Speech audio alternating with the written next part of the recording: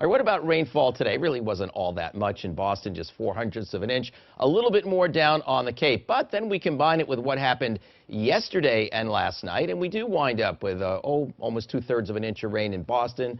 And we wind up with over 3/4 of an inch down in New Bedford, for example. So some meaningful rainfall exited the coastline earlier this evening. And now we can start to talk about the colder air, because so far we've only had warm air to talk about this month. Incredible stretch of warmth, averaging 10 degrees above normal. Tomorrow may actually be a day that's at or perhaps a touch below normal. Wow, that would be kind of unusual for this month so far.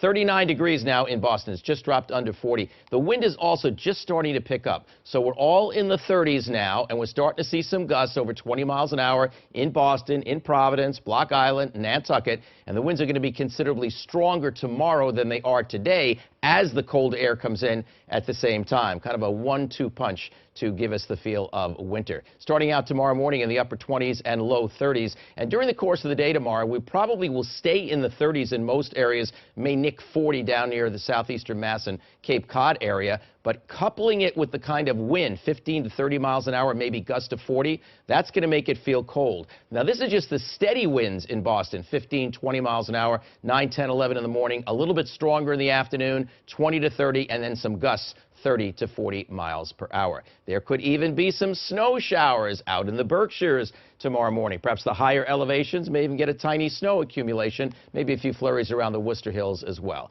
Otherwise, a patchwork sky here, but a very blustery, cold-feeling day. Then we're clear tomorrow night, one of the colder nights we've had so far. Sunday starts cold, and then we start to moderate a little bit Sunday afternoon. So we're going to see the cold side of this high-pressure area, but by the time we get to the end of the weekend, and especially Monday, it's going to rapidly warm up again into the 50s on Monday, and we'll be on the warm side of the jet stream right on through Christmas Eve. There will be some moisture at some point. I think Wednesday might be the best chance. Wednesday night, somewhere in there. As far as Christmas Eve is concerned, on Thursday, there could still be a few showers and might be damp early in the day, more so than later. But look at this. I think in the afternoon we bust into the warm air. It could be near 60 degrees late afternoon. Santa, I don't know, better not dress too warm. And breezy and cooler, but with sunshine is the way it looks so far for Christmas Day, right around 50 degrees. All right, let's check it out for your next 7 days. Tomorrow's one of the few days so far that we actually could talk about wind chill being in the 20s, but at times in the teens,